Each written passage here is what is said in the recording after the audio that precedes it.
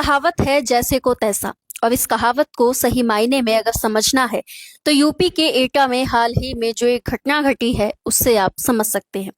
दरअसल 25 मई को यूपी के एटा के जलेसर कोतवाली क्षेत्र के गांव जैनपुरा में दलितों ने सवर्णों की कलश यात्रा को रोक दिया। जानकारी के मुताबिक करीब 2 घंटे पुलिस ने समझाइश की, जिसके बाद भागवत कथा के लिए सवर्णों द्वारा निकाली जा रही कलश यात्रा पूरी हो सकी। इस बीच सवर्णों ने बड़े गंभीर आरोप दलितों पर लगा दिए कि उन्होंने लाठियों और पत्थरों के बल पर कलश यात्रा रोकी। लेकिन जब दलितों ने अपनी बात रखी तो इस पूरे मामले में सही कौन और गलत कौन बताना मुश्किल हो गया। दलित समाज ने कहा कि 14 अप्रैल को जब अम्बेडकर जयंती पर बाबा साहब की शोभा यात्रा निकाली जा रही थी और शोभा यात्रा सवर्णों के मोहल्ले में पहुंची तो सवर्णों ने ये कहकर शोभा यात्रा रोक दी कि बिना परमिशन यात्रा नहीं निकलने देंगे।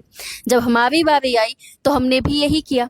उन्होंने आगे कहा कि जब बिना परमिशन अम्बेडकर शोभा यात्रा नहीं निकल सकती तो बिना परमिशन कलश यात्रा भी नहीं निकल सकती। यूपी तक की ग्राउंड रिपोर्ट में दलितों ने यह भी बताया कि उन्होंने यानी सवर्णों ने हमारे बाबा साहब की रैली रोकी और चैलेंज देकर हमारी बस्ती से कलश यात्रा निकाल रहे थे, इसलिए हमने उनकी यात्रा रोक दी। दलितों ने सवर्णों द्वारा जाति सूचक शब्दों का प्रयोग करने की बात भी कही है। उन्होंने ये भी कहा कि गांव के ठाकुरों का कहना था कि पहले कभी डॉक्टर अम्बेडकर की शोभा यात्रा नहीं निकली है, इसलिए इस बार भी नहीं निकलेगी।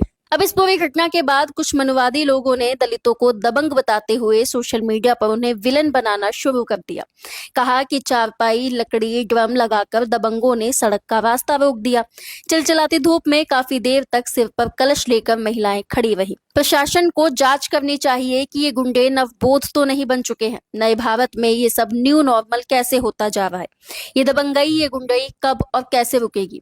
वहीं यूपी तक की ग्राउंड रिपोर्ट में कलश यात्रा निकाल रहे राजपूत समाज के लोगों ने इस पूरी घटना के लिए भीम आर्मी जैसे संगठनों को दोषी बताया। उन्होंने कहा कि जब से भीम आर्मी जैसे संगठन आए हैं तब से इस तरह के उपद्रव होने लगे हैं। इस पूरे मसले पर बी मिशन के पत्रकार विशाल जाटव से जब एटा के दलितों ने बात की तो उन्होंने कहा कि जब वो लोग यानी सवर्ण हमारे बाबा साहब को नहीं मानते तो हम भी उनके राम को नहीं मानते।